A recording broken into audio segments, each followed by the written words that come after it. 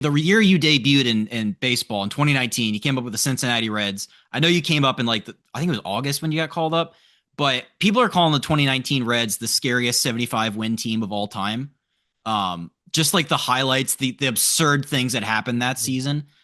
I know, like I said, you weren't there for a little bit, but like, what do you remember and what things come to mind when you think about the 2019 Cincinnati Reds? Yeah, that video was cracking me up.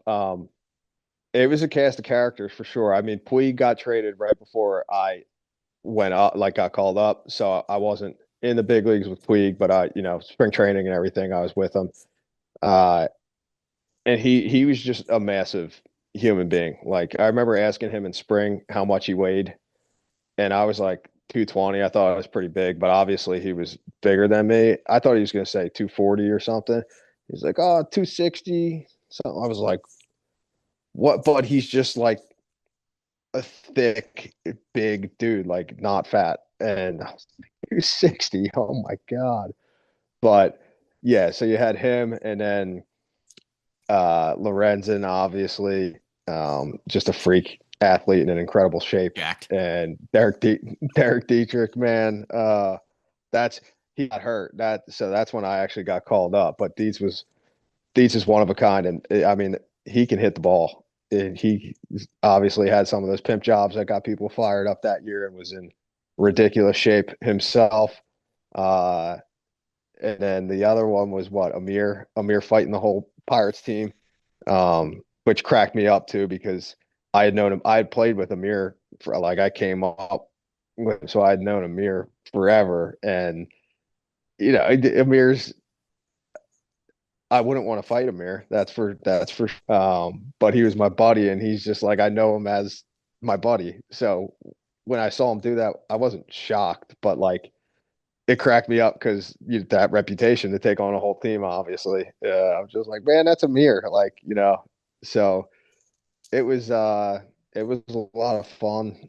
There was a bunch of funny guys on that team. I mean, Gino, who I know we'll talk about, like him, Joey Votto. It was just it was funny, man. And yeah, we were in the hunt when I got up there, and I guess it's my fault. We kind of fell off there and ended up at the 75 wins. But yeah, that team had a lot of potential. We just kind of fell off. Sonny Gray, yeah. I mean, we had some good players.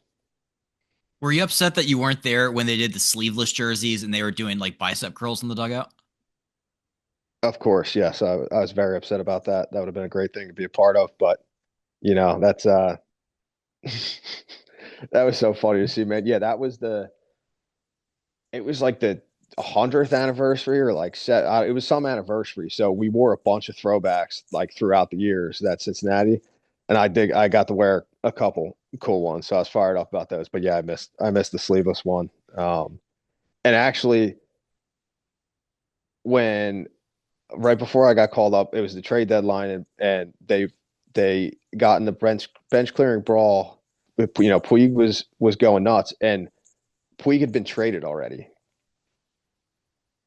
but they didn't like know yet. So we finished our game in Toledo, and we're all sitting like eating after the game, watching this, knowing that Puig was traded, and he's like out there fighting people when he's not even on the Reds anymore. So we were all cracking up about that. But yeah, it was nuts. What a team.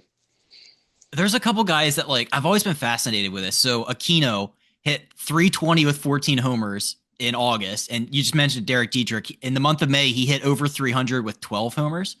When guys go that hot for like a month stretch and then cool off so dramatically after, what do you think goes into that? Is it all just pure luck? Do pitchers adjust in season? Because you guys like guys will have like Linsanity runs and then just like they will never be able to keep it up again.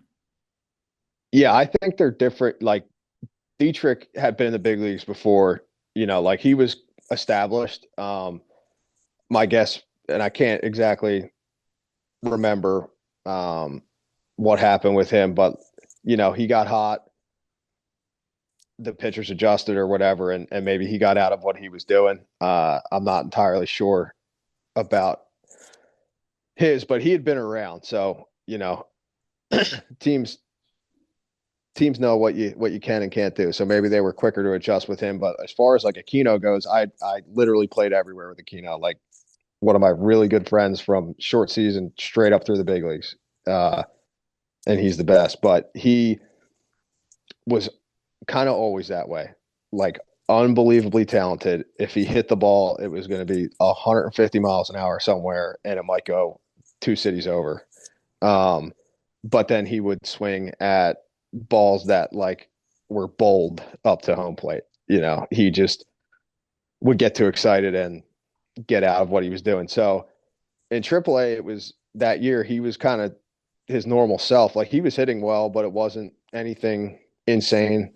They made some adjustments, and he was definitely more selective and not chasing as much.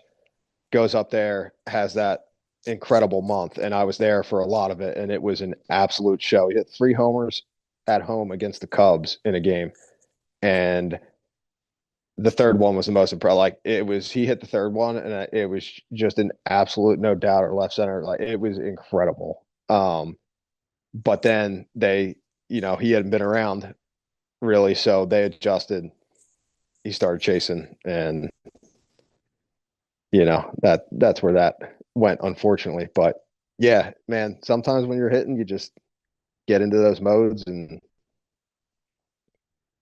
you get out of them by trying to do too much eventually.